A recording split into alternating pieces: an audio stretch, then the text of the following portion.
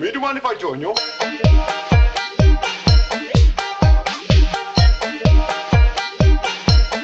Are you sure you don't mind?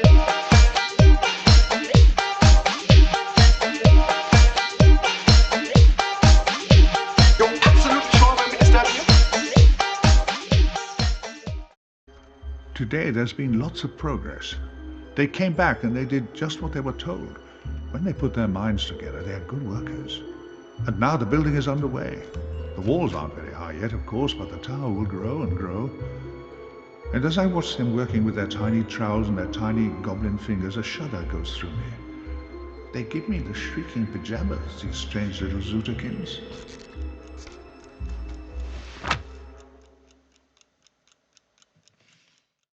Hello and welcome to the Mental Suppository. I'm Brett Herholtz.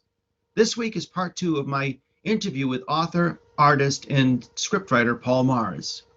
You know, I had the same thing with being a novelist. What do you want to be? I want to be a novelist. And then you just get laughed at. Well, you've got to get a proper job and then do that as a hobby. That's what they tell people, you know, when you come from where I do. And I know people who had class upbringings, and they were told, yeah, of course, if you've got any talent whatsoever, you follow that, and we will support you, and right, we can. So cartooning was something that really, if you know, maybe I should have just been doing the whole time. I don't know, but then there's no point. I think we do things in the order we do them, don't we? We do life in the order we do it. But I do know that having that immediate audience on things like social media, and you know, bam, here's my drawing, here it is in the world, and getting people laughing straight away is such a rush. It's so exciting and so funny to watch people's reactions, and especially when they don't laugh, and when you know people are offended, and it's the people who don't like, who've seen it because you're in the same group or whatever, you know they're there. That's even funnier sometimes. So I think Panda's reactions to Teddy have been hysterical. Well, we'll see see what happens next. But I've enjoyed it, and the other thing that made it possible was drawing on an iPad for the first time. It was only in December that I got an iPad of a decent size. I used to have an iPad mini that gradually died, but it didn't have a stylus and a screen that you could draw on. So when I started that at the beginning of December, it was like, whoa, this is like not only is it every color, it's every kind of medium and mark making object, pen or brush or whatever, known to mankind in any kind of transparency or texture, all at the same time. A lot of comic artists have started working on, especially iPads. A lot of them about the size of their desk sometimes, just working on stuff like Procreate, doing comics with iPad, and it just amazes me. Well, every page of the Panda stuff has been done on the iPad. Oh, that's fantastic! It looks like it was drawn on paper. That's good. That's a great compliment. Yeah, it looks like like the work you did for like Terry Malloy's book. It looks like it was painted with watercolor. Yes, yeah, that was. And I look back at that kind of meticulousness now, and you think, God, that took a long time. Yeah. Because of course, paper is messy. Paper, you need to choose after you scan them. But drawing on layers and layers of virtual paper. Yes. It's incredible for that. The one thing about it, and David Hockney says this in an interview he gave about it, about drawing on iPads. He said there's no resistance. It's of true. The pen or the brush against the paper, and that's what you miss. And of course, what that does is the tooth of the paper absorbs the ink or the water or whatever, and so you get that, the dry brush or the dry pen scraping through it, so it gets fainter, and the sensual business of drawing is lost because it's just drawing on glass. But you don't have your cat walking across the desk dragging his tail on your ink either. No, that's true. That's true. But you can build resistance in. You can make the stylus much fainter. So you've got to actually plow harder into it almost to make the mark. I mean, not literally harder, but you've got to use it in a particular way. So you can build in the idea of resistance, but it's all virtual, very, very odd, but very liberating as well, I found. Yeah. in that I've been able to make the characters and the world of the drawings consistent. And that's the big key, I think, for cartoons, that you are letting the audience into a world that's, each panel is a window into a world that exists. And what I found very difficult for years and years, forever, 50 years, I found really hard to stay in the same world with a set of drawings. I'll be off on the next thing. I can appreciate that. And you're very good at actually creating a sense of a stable universe in your drawings. Oh, thank you. You've done strips and things where we believe in it completely as a consistent world. I find that the hardest thing. I want to be doing something else almost immediately. Yeah. And that's really annoying of me. But for some reason, doing these cartoons are in this way. I mean, there's not much world there. It's just a few trees. But I've not broken the device yet. I've not broken the conventions that I've set up within it. So that feels like kind of a book that hangs together with cartoons. And I love books of cartoons. It made me think, how many have I got? I think of myself as somebody that reads novels and biographies, but I look around and there's albums of, Senpei and who's the fellow who did Monster Island, Rotten Island? I don't know. Oh, I love that. But and Quentin Blake and people like that, just buying these albums of just cartoons, and loving the books where they've got stories in as well by themselves or other people. William Steig is the fellow who did Rotten Island. He did. Okay, I'll have to check that out. It's the stinky island full of dinosaurs that fight every night. And then they have wars, and he draws them like a child would draw dinosaurs having wars. Oh, that's wonderful. The whole thing is exploding, volcanoes going off. He's the fellow who did the book that Shrek came from. Oh, really? Yeah. He's my goodness. He's a New Yorker cartoonist. Yeah. Oh, okay. Yeah. So he's and it's Steig, William Steig. But Rotten Island is the one. Oh, and the fella over here, he must. His name's gone. Who did the Snowman and Fungus? Oh yes, I don't know. I don't remember his name, but I know who you're talking about. I can't believe I've forgotten his name. That's so stupid. Do you know Fungus the Bogeyman? Not familiar with that. No. Maybe it wasn't in the States. It's about it's a really horrid, filthy troll, and it's the fellow who did the Snowman. So it's that same kind of colored pencil style, but incredible.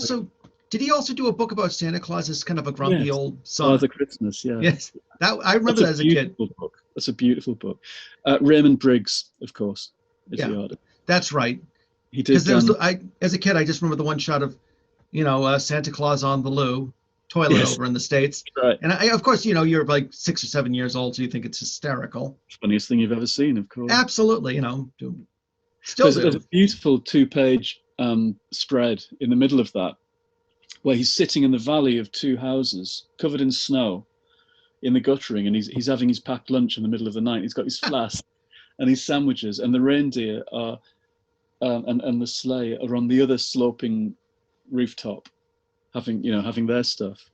And it's beautiful. Wasn't there a panel where there's like a chimney that's too small and he's kind of grumbling about that? Like, oh. Yes, because he goes bloomin' chimney.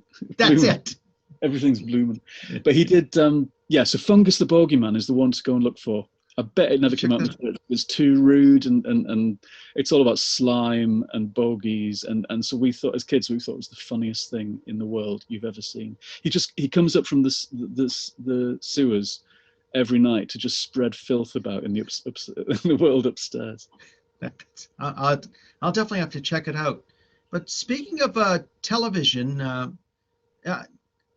hear there's a possibility of a Brendan Effie's television series. Or Brendan Effie television series. Is it something we can talk about? The thing I'm always asked when I do a reading, and it happened last night in the questions when I was doing my Zoom reading, the 2 questions I always get is, when's the next Brenda book? And then the second question is, who would play them on TV? When is it coming out on TV? Everyone always wants to know, which is great. It's been optioned by different companies since almost the beginning. So, for the last 15 years, it's had, I think, 5 different options, which just means they've got that company has the right for a certain amount of time, Right. 1 or 2 years, to go and try and flog it as an idea Yeah. to a TV broadcaster, and they've been knocked back each time over the years for whatever reason. Oh, that's Although too bad. everyone seems to think that it should be a Sunday night thing, a cozy, a bit spooky, older women in the lead parts. It has all the elements that people would want, but it's never got far enough yet. And the last few years, there's been more and more comic supernatural shows coming on, and then Right. just yesterday or the day before, they announced Tim Burton doing Wednesday, the Yes. supernatural mystery series from the Addams Family, which is the closest yet to anything that's in kind of Brenda's ballpark. So you think every now and again, oh, it must be close. They must be close to wanting to do mine, and maybe at the moment it's out with a very strong option, and they've got a good writer involved. And, Oh, good. So it's a bit further on than it's been ever before, I think.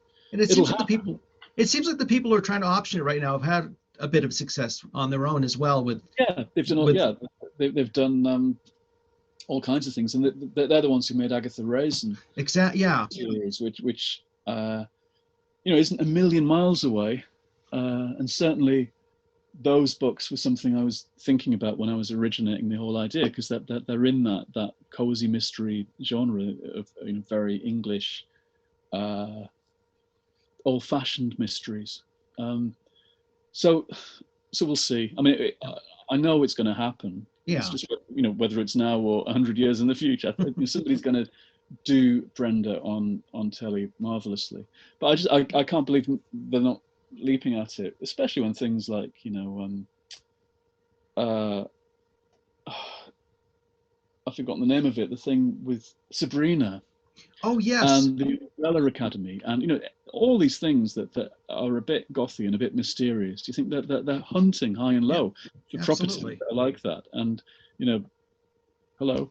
Brenda's here. Yeah. I mean, possibly the reason is that I've got old age pensioners as the heroines, but that shouldn't count against Absolutely. it. No, I think that's one of the charming things about Brenda and Effie is they're older women who are on these adventures, and you have it just has these really unique characters that sort of fill the stories. Like one of them, my favorite, Mr. Danby, who's a rather odious little character, and one of my the night owls. Yeah, but the thing is that anybody you get talking to, whether it's in publishing or broadcast, will say, "Oh, if only they were young and feisty." And I'm sure all these older characters think the same things. But I do know that if you put especially older female characters at the center of a drama or a novel, the audience go wild. They love it. And I think we've got out of the habit of having kind of maturer heroes and heroines. Right. And thing. I mean, it's why it's nice to see something where the characters do have a bit of maturity and experience. I mean, one of the big successes here in mystery shows is Vera by Anne Cleeves. Oh, yes. And she was somebody I've known for a long time. One of my first readings I ever gave on Tyneside. Oh, really? Yeah, because she's a Northeasterner as well. I think before she'd written any of the Veras, and we read together in 1997 in a pub in Newcastle, and she was lovely. And she's written a series with an old bag at the heart of the show, and people love that. It's just the combination of all those things. I've got lovable old bags. Exactly, and they are. And Cthulhu and Dracula. It's the fact that it's them doing fantasy.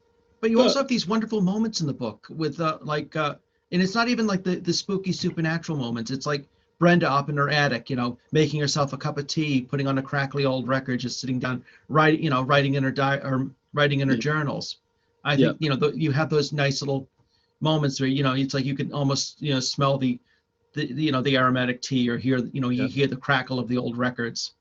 Well, one of the nicest things that was ever said, I gave a reading in the tiniest library you've ever seen. It was like a library the size of a shed in the Calder Valley in Yorkshire. So not very far really from kind of Bronte country, that kind of, Right. wild and wuthering landscape. Very late at night, it seemed. It wasn't. It was about 7 o'clock, but it was pitch black because it was the heart of winter. And I got this train, and they just seemed to go on forever. And they'd asked me to go and read at the library to their readers club, which was all women of a certain age. And there was about 15 of them. And this library was tiny, glass, in the middle of this dark valley in the woods. And so I'd go off the train, it was completely black, really dark. And I go and sit in this library with all these women for the evening.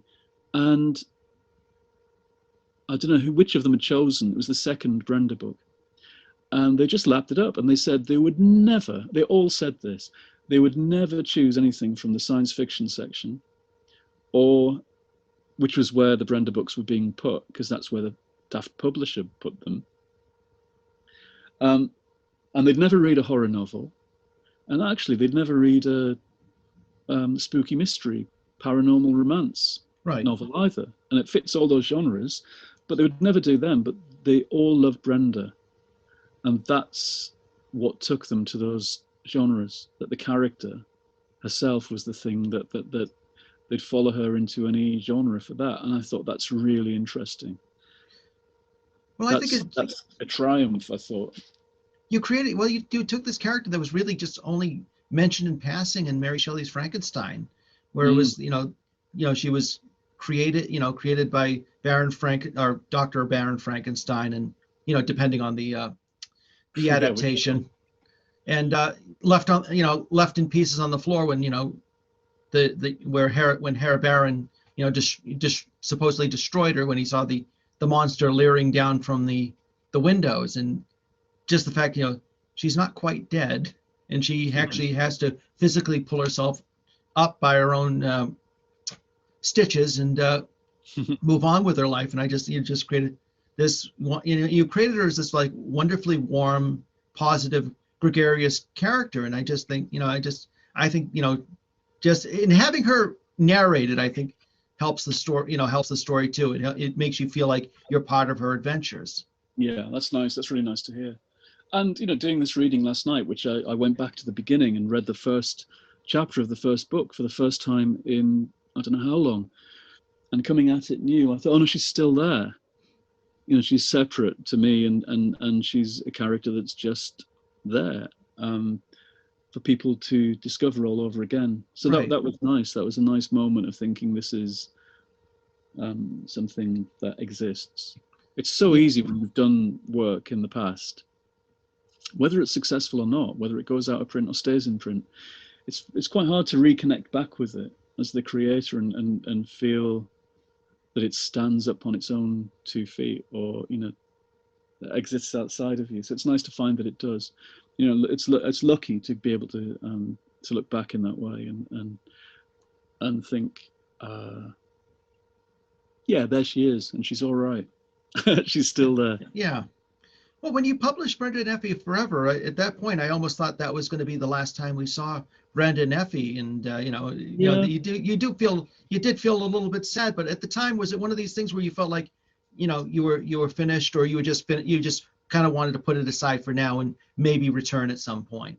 Yeah, I think that's true. I mean, I think I had my kind of Reichenbach Falls moment of thinking. That's what I was thinking of. The waterfall, but you only do that because you know how much fun it's going to be to bring those characters back. Right.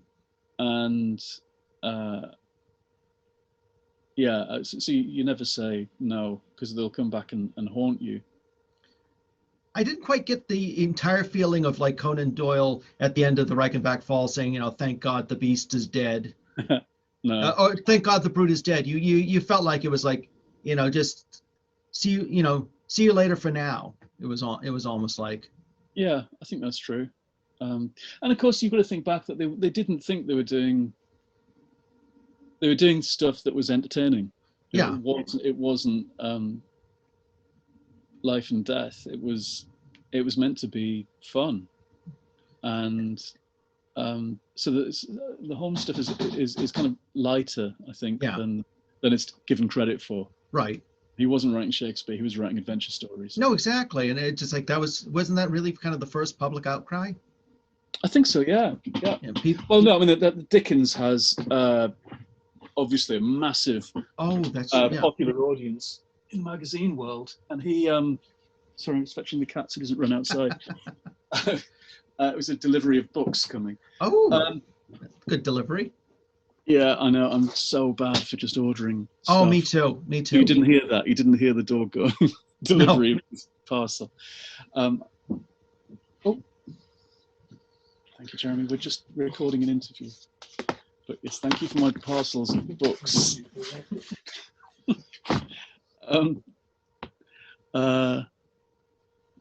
I forget where I was now. We were talking about Conan Doyle.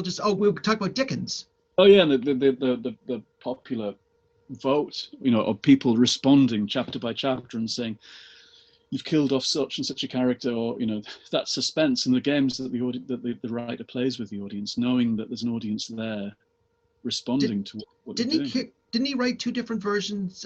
The endings to Great Expectations, one that was published, one that wasn't. So one where the expectations lived up to, one where the shit expectations fulfilled. I don't know. That actually might have been a better name for the book. Shitty expectations. There might be a story in that. Call a novel that. Shitty expectations. Drab expectations. Drab. That's a lovely word. Is that what you said? I said, yeah, drab expectations. That's fantastic. That's great. Yeah, you write it. I'll do the cover.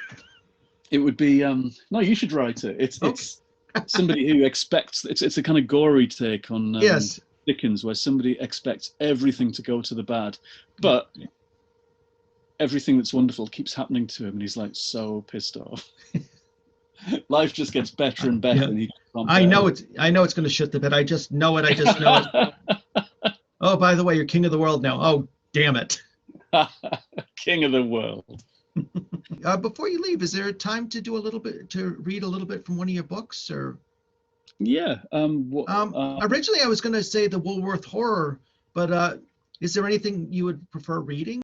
So what I'm going to read is a story called Stardust and Snow. It came from a story that somebody told me, a friend told me, and it developed from there, and then it became this much longer piece. So I think I'll just pitch in. Oh, you can get this, by the way, from Obverse Books, obversebooks.co.uk, should you want to buy your own copy, which I hope you will. My friend told me a story he hadn't told anyone for years. When he used to tell it years ago, people would laugh and say, "Who'd believe that? How can that be true? That's daft." So he didn't tell it again for ages. But for some reason last night, he knew it would be just the kind of story I would love. When he was a kid, he said, they didn't use the word autism, they just said shy or isn't very good at being around strangers or lots of people. But that's what he was and is, and he doesn't mind telling anyone. It's just a matter of fact with him, and sometimes it makes him sound a little and act different, but that's okay. Anyway, when he was a kid, it was the middle of the 1980s, and they were still saying shy or withdrawn rather than autistic. He went to London with his grandmother to see a special screening of a new film he really loved. He must have won a competition or something, I think. Some of the details he can't quite remember, but he thinks it must have been London they went to. And the film, well, the film is one of my all-time favourites too. It's a dark, mysterious fantasy movie. Every single frame is crammed with puppets and goblins. There are silly songs and a goblin king who wears clingy silver tights and who kidnaps a baby, and this is what kickstarts the whole adventure. It was Labyrinth, of course. And the star was David Bowie, and he was there to meet the children who had come to see this special screening. I met David Bowie once, was the thing that my friend said that caught my attention. You did? When was this? I was amazed and surprised too at the casual way he brought this revelation out. Almost anyone else I know would have told the tale a million times already. He seemed surprised I would want to know, and he told me the whole thing all out of order, and I eked the details out of him. He told the story as if he'd been on an adventure back then, and he wasn't quite allowed to tell the story. like there was a pact or a magic spell surrounding it, as if something profound and peculiar would occur if he broke the confidence. If he told me, perhaps I could pass the story on, he said. But if he let me tell the story, could that possibly detract from the magic? Would it take away the power of the spell? Sharing might even make the spell better. It might spread that magic around the world. It was 30 years ago, and all us kids who loved that film then, and who still love it now, are all middle-aged. Saddest of all, the Goblin King is dead. Does the magic still exist? I wanted to know. So I asked him what had happened on his adventure. And he told me about that Christmas when he sang his duet with David Bowie. I loved it and wanted all the details. How many other kids? Did they have puppets from the film there as well? What was David Bowie wearing? I imagined him in his lilac suit from Live Aid, or maybe he was dressed as the Goblin King in lacy ruffles and cobwebs and glitter. What was the last thing he said to you when you had to say goodbye? He told me, David Bowie said, I'm always afraid as well, but this is how you can feel brave in the world. And then it was over. I've never forgotten it, and years later, I cried when I heard he had passed. My friend was surprised. I was delighted by this tale. The normal reaction is, that's just a stupid story. Fancy believing in an invisible mask. But I really believe in it. And it's the best story I've heard all year. When I was 9, I sang a duet with David Bowie. It's true, it was almost Christmas in London, and I met David Bowie and we sang. I remember it was nearly Christmas because Grandma and I took the train up to London, and it was cold and windy, and all the leaves were down. There were decorated trees in the windows, tinsel and stars. The air smelled smoky and maybe a bit like it was going to snow. I'd won the competition. I never usually went in for things like that. People like us never win things, Grandma said. It's all just the luck of the draw, and we're hopeless. But this time I had. And this time it mattered because it was a competition to do with a movie I really loved. You know the one with the King of the Goblins.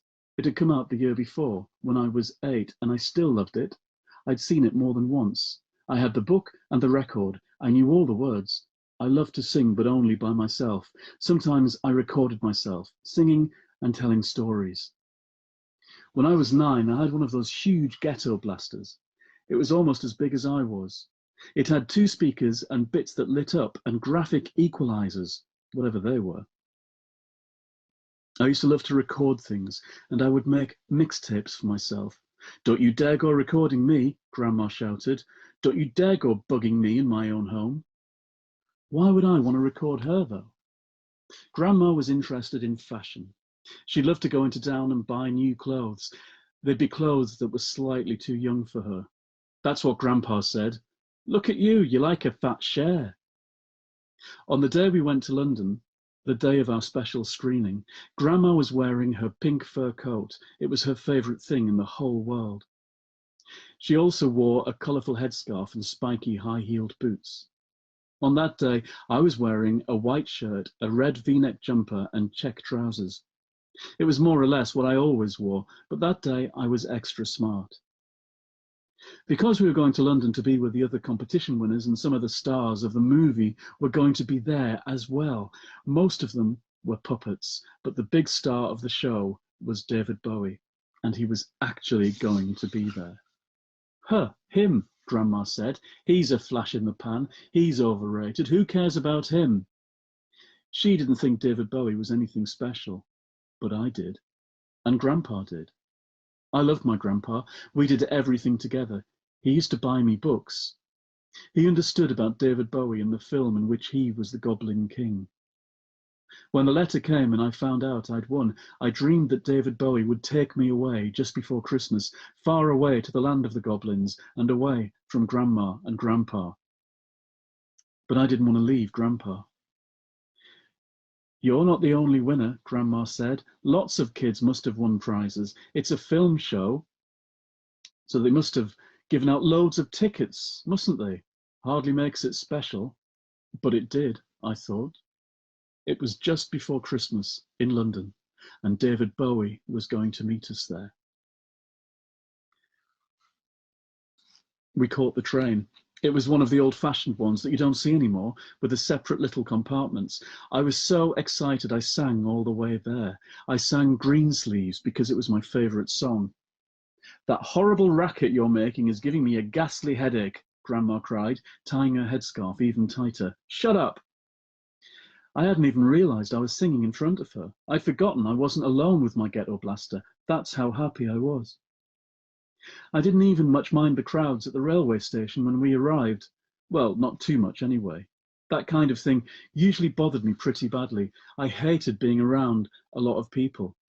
I kept looking all the time. "Grandma, we're going to be late." She was queuing to buy a newspaper. "Shush," she frowned. She didn't like to walk too fast. She hated hurrying anywhere. She thought dashing about was common. So we always ambled everywhere. But that was no good today with a special film show starting at a set time. If we got there late to the place, they might even refuse to let us in, if it had already begun. These were the thoughts going through my head as she took out the letter and looked frowningly at the directions, and we headed to the underground station. I was struggling a bit with my ghetto blaster, especially on the escalators. Grandma said, "I don't even want to be here. I don't want to see that silly film again. The only reason I'm even here is because your grandpa isn't well and he insisted." Also, he had offered to buy our tickets, and he had given Grandma the money for a posh new frock for Christmas, but I didn't point that out because I didn't want her to lose her temper. It seemed about 1,000,000 years to get to the place. We went on a tube train and then a red bus, and we almost got lost, and Grandma was getting angry. It was freezing and starting to snow. The ground was pretty icy underfoot. I stared at it as we walked along. It was a funny kind of frost, glittery. And the snow that was starting to fall, it was almost silver, wasn't it? "Why can't this thing be somewhere centrally located?" Grandma was just about gnashing her teeth. "How am I ever going to make it to the shops in time afterwards?" She trod on my foot as we went down the high street, of some place I didn't even recognise. I didn't make a fuss, even though she was in her spiky-heeled boots. It really hurt, actually. When we got to the place eventually, it didn't look like the right kind of building at all. "It looks like an old school," Grandma said, and she was right. It was old-fashioned with turrets and tall windows and metal fences all around. The place was open, even though it was Saturday, and we had to cross a schoolyard to get to the main doors. It was like a very fancy type of school. "Is this where the special screening is?" she asked the man on the door, showing him the letter I'd been sent by the competition people. She always put on a very haughty voice when talking to strangers. The man was in a suit, and he looked down at the letter carefully and studied his clipboard. "I'm afraid you're rather late," he said. My heart started hammering because I thought he was going to say we'd missed everything and we'd have to turn around and go home. "Well, that can't be helped," said Grandma. "It's okay," said the man, and ushered us into the building. The corridors were dark and wooden floored. Behind a tall set of doors there was a large hall filled with kids and noise. He opened the doors a little crack so we could see them all lit up by the giant screen. The film had started, and it was playing very boomingly. I knew the story well. We hadn't missed much. The King of the Goblins hadn't even come on yet. But I'd missed the theme song, though, and that was the bit I really loved. The man whispered to us that we could find seats right at the back. Would we be all right? Grandma rolled her eyes and led the way into the noisy room. We found seats next to some other parents and kids at the back, and they barely glanced at us as we sat down. Grandma made me feel that everyone was looking at us, making a show of ourselves by coming in late. We sat down and started concentrating on the film. The most wonderful film in the world. I felt, rather than heard, Grandma sigh.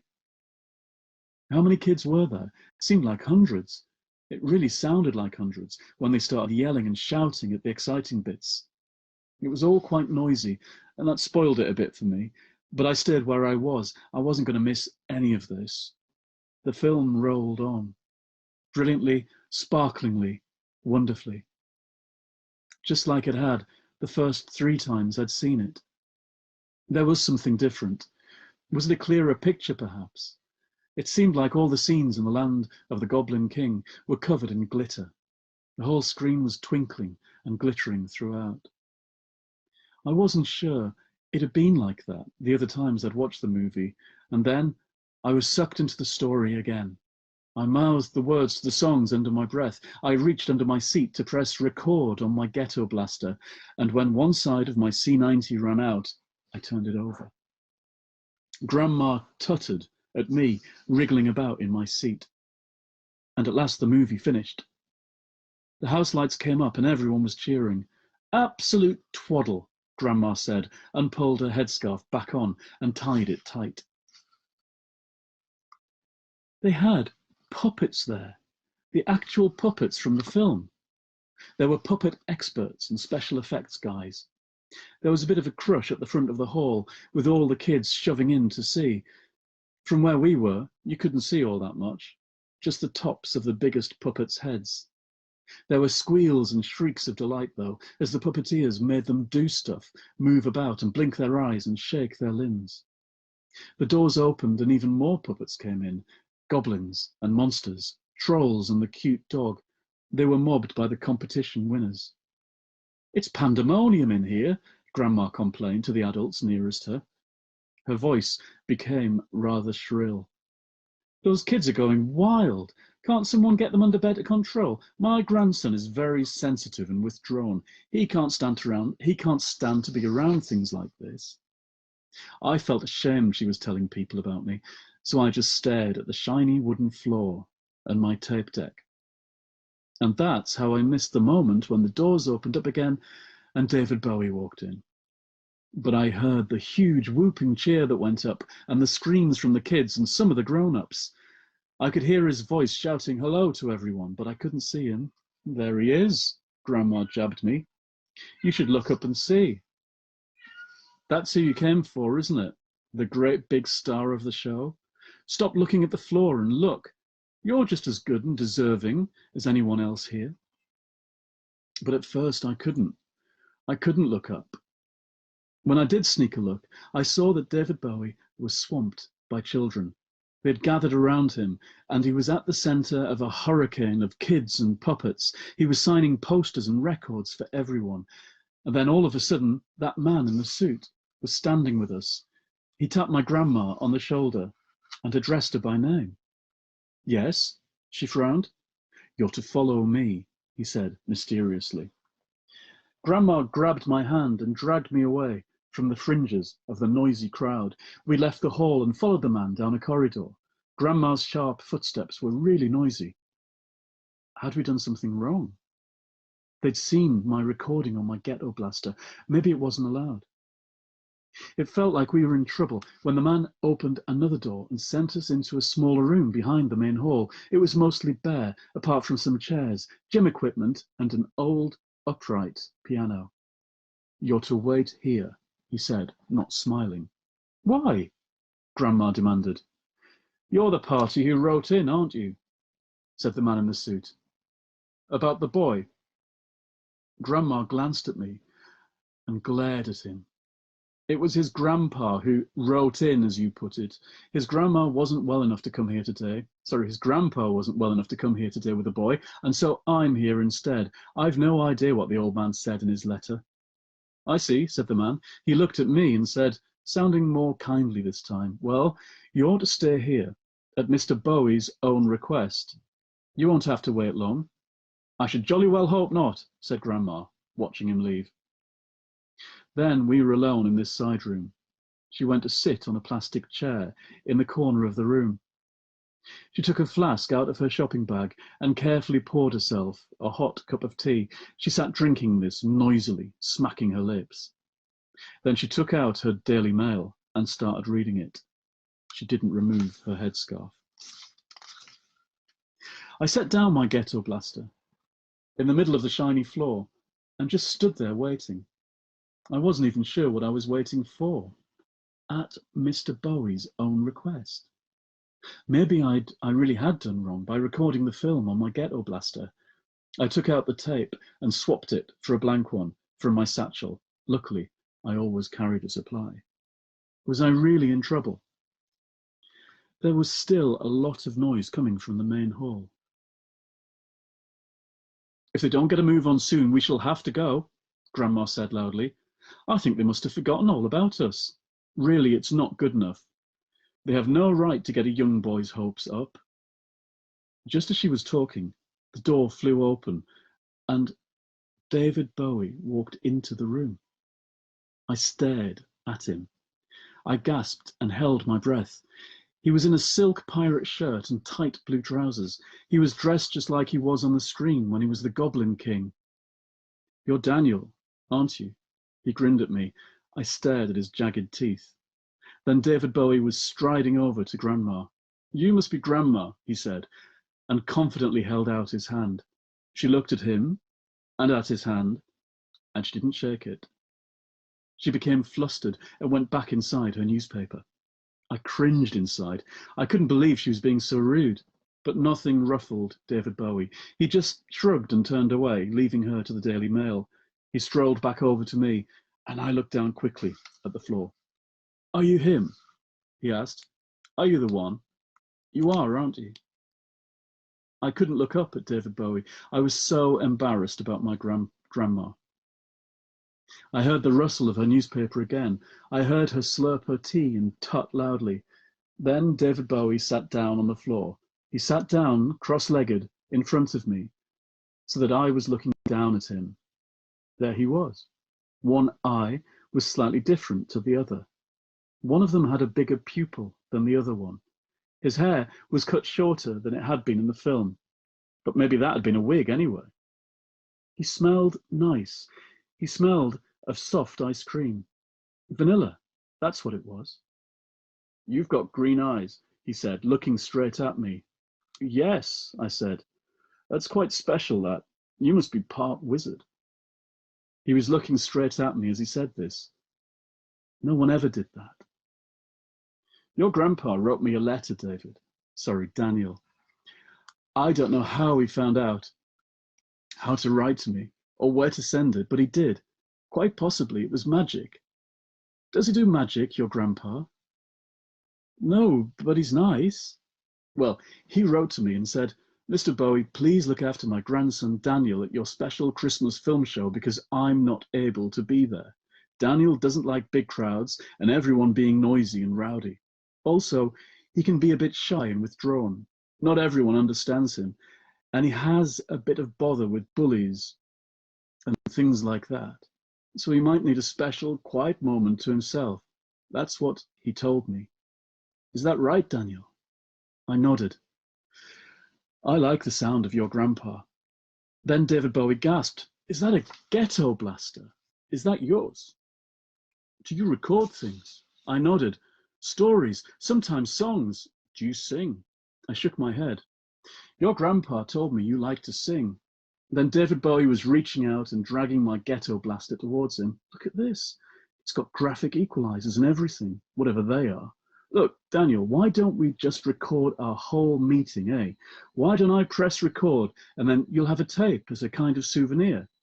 Is there room on the tape that's in there now?" I nodded. I said you have to press play and record at the same time. I watched David Bowie press play and record at the same time. "Shall we sing together, Daniel? We could choose a song and sing it together, and then, if you ever need to, you could play it back really loudly for yourself. Then it'll drown out any voices you don't want to hear, like bullies at school."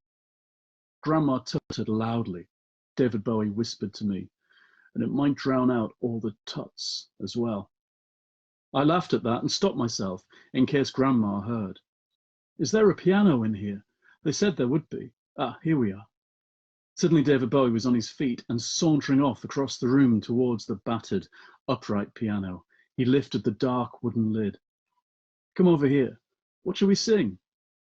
I wouldn't say it out loud. Suddenly I felt so shy I had to write it down. I took a piece of paper and a pencil from my satchel and wrote down that we should sing the song from the film, the song that with the film that we just watched. He grinned. "Easy." But come and sit down here and help me. I need your help singing this, Daniel. The thing is, most people's voices sounded really horrible to me. I found them painful to listen to. But the way David Bowie spoke then, his voice was vibrating inside of me. It made me feel calm and excited at the same time. The piano was really old. The keys were yellow and some looked broken. He put his hands on the keys, and when he tried a few chords, one key went wobbly and made a dodgy noise. He laughed and moved his hands along the keyboard to find a bit that would play. And then he started the song. He played and sang to me. And when he got to the line that usually has little girl in it, he sang Wizard Boy. And then he got me to sing with him. He actually got me to sing out loud with him. He made me feel brave and freed my tongue. Hey, you've got a good voice, Daniel, he told me, pausing between verses. You see, the magic will only work if we sing together, because you're a green-eyed part wizard. The magic will only work if you help me sing. And I sang all the louder after that. We drowned out Grandma and her rustling newspaper and her slurping tea. When we finished our song, David said, "Before I go, I'll write out the words of the song for you, because I changed them a bit then, and I think I prefer this new version. Do you have another piece of paper?" I searched around in my satchel for a scrap of paper for David Bowie. Then he said, "Music's very important, you know. It's essential, in fact." All of a sudden, he looked very serious and incredibly wizardy. "I'm going to do something with this music now." I stared at him. I had absolutely no idea what he was going to do next, and I was hanging on every word. "Can you see it?" David asked. "The music is all around us. The song we just played and sang together, it's swirling and glittering around us in the air." I looked, and I could almost see it. That was dust in the air, wasn't it? This was just an old storeroom used for chairs and a piano and gym equipment, and us being in here had stirred up all the dust. It was dancing in great circles and loops in the air, with the last of the late afternoon sun slanting through the high windows. "Can you see the music, Daniel?" I concentrated hard on his words, and then, all at once, I could see it. Then it wasn't just old dust floating about. It was like tinsel and glitter in the air. Brilliant and silver, and it was more than that. It was gold. This was stardust. "I'm going to make something special out of it," David said. "What?" I asked, looking straight at him. "A magic face," he said. "An invisible magic face, like the one I'm wearing now." I had no idea what he was on about. "Here," he said, "I'll give you this one." He reached up with both hands and put them to his smiling face. He covered it, and then it seemed like he gave it a little tug. His face came away in his hands. I drew back slightly. The face underneath wasn't smiling. It looked less certain, much less happy and confident. It blinked and looked worried. He held out his former face in both hands and gave it to me. "Here it is," he said, "my invisible face. Do you see?" I took it very carefully. It was light as a feather. He looked uncomfortable and almost scared with his true face on show. "Put it on, Daniel," he told me. "It's magic." And so I did. It felt strange. Fine, but strange. Then David said, "I always feel afraid, just the same as you, but I wear this magic face every single day. And it doesn't take the fear away, but it makes it feel a bit better. I feel brave enough then to face the whole world and all the people, and now you will too." I sat there in his magic face, looking through the eyes at David Bowie, and it was true. I did feel better. After a while, I put my hands up and started to take it off. It was important. He would want it back. But David stopped me. "No, no," he said, reaching out a hand. "It's okay, Daniel. You keep that one. You can have that one for yourself." I sat there, breathing slowly, my eyes wide, staring at him. I could keep it. I'm going to make myself a new one, David said, a brand new face, right now. It's what I always do. His hands were reaching out into the glimmering air, stirring that gold. I'm going to use all the magic we created here today. You can watch me, he said. Look. He held out his hands and moved his fingers very gracefully and slowly, as if he was swimming deep under the sea. Can you see the silver glitter and the golden stardust? It's all still here. It's dancing, dancing all around us in the air. It's a ballet. This room is filled with it. Watch this, Daniel. I watched as he started to make another magic face. He drew strands of its glittery substance out of thin air, out of nothing at all. Over his shoulder, across the room, I caught a glimpse of Grandma. Her headscarf was poking over her newspaper. She was watching us. Just for a second, she looked over her paper to see what was happening. I caught her eye, a tiny flash of green. She shook her head and looked back down. David was drawing together all the gold into ribbons, and he was moving now, walking into the middle of the room. He stood over an anvil that only he and I could see. Come over here and watch, Daniel. He made me stand on a wooden bench so I could get a better view as he hammered away at that anvil. He hammered and hammered the music into shape. He moulded it gradually into the shape of his own face. He worked like a true craftsman, perfecting and fashioning it all, and I watched it. He took his time. Then at last he smiled. It was finished. He blew on it to cool down the new invisible face. Then he took it in both hands and put it on. And he looked so relieved and pleased. He smiled again. He turned that brilliant, snaggle-toothed smile on me. Now we've both got invisible magic faces, Daniel. We can both see through them perfectly well, and no one would know we're even wearing them, he said. Right then, I felt incredibly comfortable. It was the first time I felt safe in my whole life. It was magic. It was magic that really worked because he was a wizard and he was smiling at me. You have to wear it for as long as you want to or need to, said David. You see, I'm always afraid as well, just like you are. But this is how you can feel brave in the world. We sat there looking at each other through our invisible masks. And then suddenly my grandma was folding up her newspaper noisily. Come on, Daniel, you've been ages. We have to get going. C&A will be closing soon. David ignored her and whispered to me, just because people pretend not to see magic doesn't mean it's not real.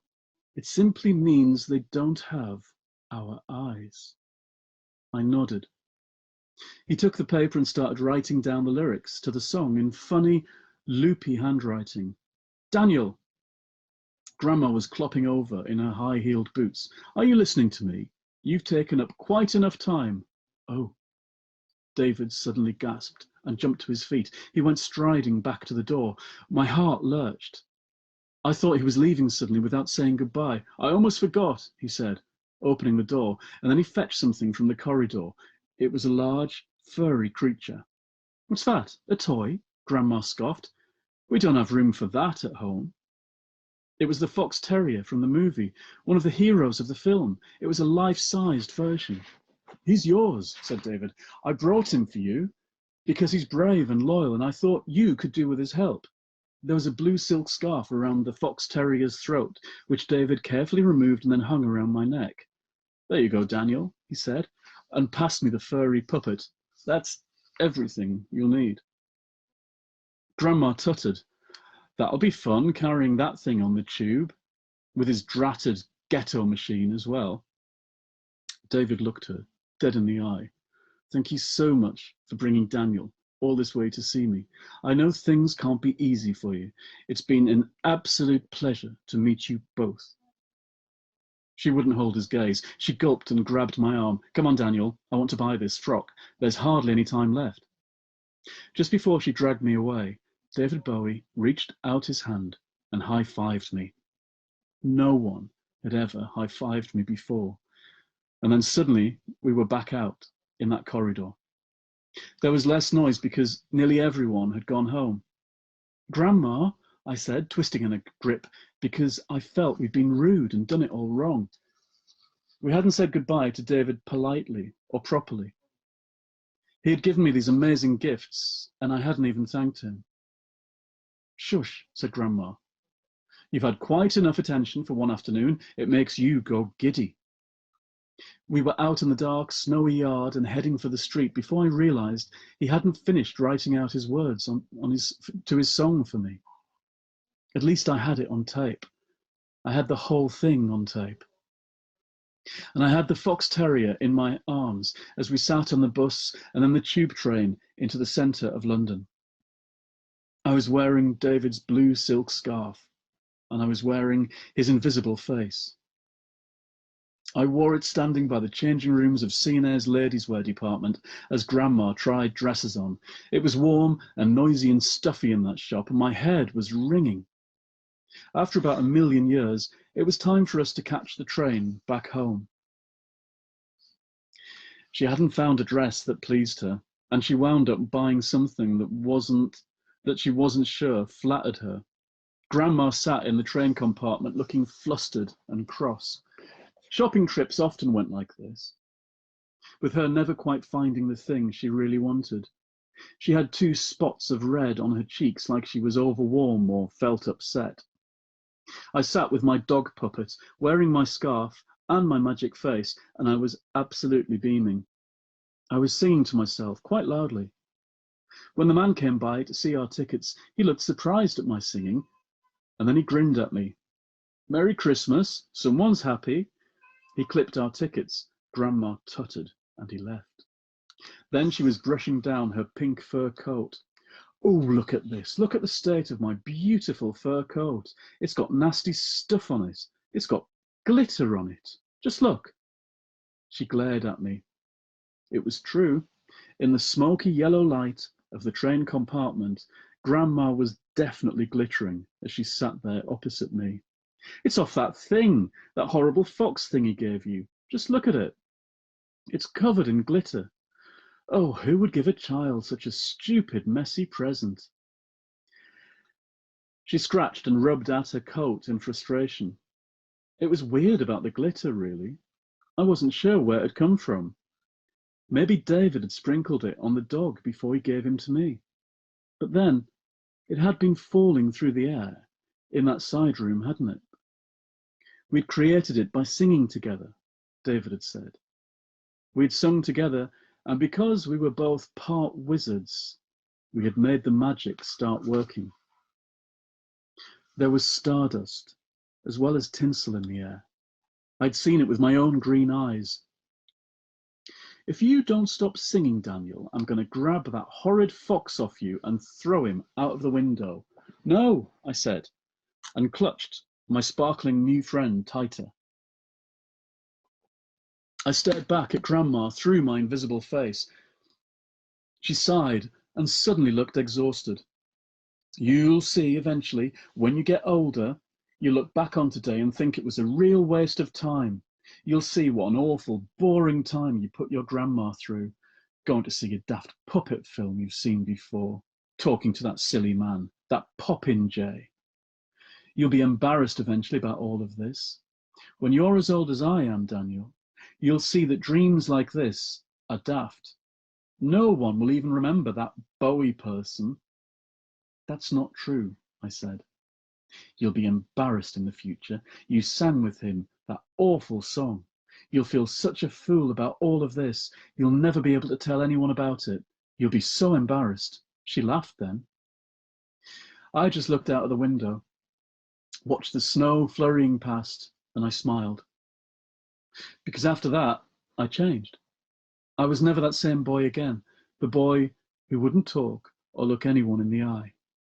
After that, I would sing at the top of my voice, and I'd make up my own words for songs just because I felt like it. And I would look everyone right in the eye because I had to check out if they were wizard or part wizard, didn't I? That afternoon, just before Christmas, David Bowie had freed my tongue at last. and stopped me looking down at the floor. He made me believe in the magic that's happening all the time. You see, he really was a wizard. And then it was over. I've never forgotten it. If nothing else, I once sang The Mental duet Suppository with has been David produced Bowie, by Brett like Herholtz Freddie and Mercury Jamie did, Billings, Mick and Jagger, distributed by or Bing M the Media Crosby, Project. or Lulu. Theme music generously And even donated now, by Mr. B, if the I see Gentleman anyone Rhymer. with green Visit eyes, his or just webpage one at green eye and one gentlemanrhymer.com. blue, I We look would at love them to and hear think, from our fans. "That's Email amazing." us at mentalsuppository Years at later, I gmail.com. cried when I'd heard he had passed, and I've not told this story to anyone for years. I used to tell it to people. I used to love telling it. Then I started getting reactions like, "That's a stupid story. Fancy believing in invisible masks. Fancy believing in the Goblin King." But I do. I really believe in David Bowie and his invisible magic face. And I think you do too, don't you? I've got my fox terrier puppet at home. Some of the glitter's rubbed off his fur over the years, of course, but there's still some there. He still looks like he could protect me bravely. I still have the blue silk scarf David put around my neck. And I still keep the magic face, of course. This is it now. I'm wearing it. Look. Had you written it when we met up in? I And, don't know, actually. Oh no, wait! I think you had posted it on your blog at that time because you would. It was, I think it was the convention Peter Capaldi was at. Yeah. Yes, because he'd read it. And didn't you tell him? You I told did. him. I did. And he knew it. Yep. And then when I got back, I asked Stephen Moffat, because he said that Stephen Moffat had sent it, or I don't know which way around it was, but Stephen Moffat told me he was the one that had pointed out the blog piece to Capaldi. Really? Yeah, so you're the missing link in this. You're the one that asked Capaldi, "Did you know that Paul did this?" And then he was like, "Oh yeah, because Moffat had said you've got to read it." So that's weird, isn't it? And Big Finish is supposed to release some of your books on audio. Yes, yeah, they contacted me last spring and said they were doing more kind of unabridged audio books, kind of longer, and what did I, they'd noticed that I had these ones that hadn't been read. So I mean, all the Brenda and Effie's are there unabridged already; they're done. Right. But there were three Iris novels and two kind of Brenda-related novels, 666 Charing Cross Road. That's right. And Fellowship of Ink hadn't been done, and so they snapped them all up all in one and put it under this title of Iris, Wildtime and Friends, kind of recognizing that they all interlink in different ways, and so they're part of a consistent universe. So there's Katie Manning reading the Iris ones and Louise Jameson reading the other two. So they'll be out in May. So that's about 50 hours worth. Yep, and it's available on. They'll be available on BigFinish.com for people who are interested in buying them. And where can people find your books online if they want to purchase them? Well, my most recent ones, like Hunky Dory, are on Amazon because they're Amazon. Used to be CreateSpace, and it's KDP now. But they're kind of direct print on demand things. So that's Hunky Dory, and I've got 10 out of print novels that I'm going to be putting out through the next year or so. Wonderful. Ones that have been missing for a long time. My kind of magical realist novels from the early 2000s. So All the Rage, the one about the pop group, has just come out on that, and so you can get those on Amazon, along with my book of Christmassy tales, which includes the new Brenda story and Stardust and Snow, my story about good David Bowie and the autistic kid. So that's probably the best way of getting to that stuff of mine. Although it pains me to advertise a massively rich conglomerate, but I understand. If I could sell them in little tiny bookshops, I would. Absolutely. yeah, but that's probably the best way of getting it, especially if you're in the States, getting my stuff at the moment. Oh, Paul, thank you very much for doing this. It's my pleasure, Brett. Yes. Very And nice somebody I wrote a fan email to back in like 99 and 2000. Wow, that long ago. It has been. It really has been. Wow. Well, it feels nice to have that kind of history of seeing Right. each other's work and following each other as well. So yeah, I'm glad you're doing a podcast, and all the best for that. And I Thank hope you. I'll come back sometime. You'll ask me back. I most certainly will. Thank you for listening to the Mental Suppository. This is Brett Herholz saying, I knew I'd disturb you.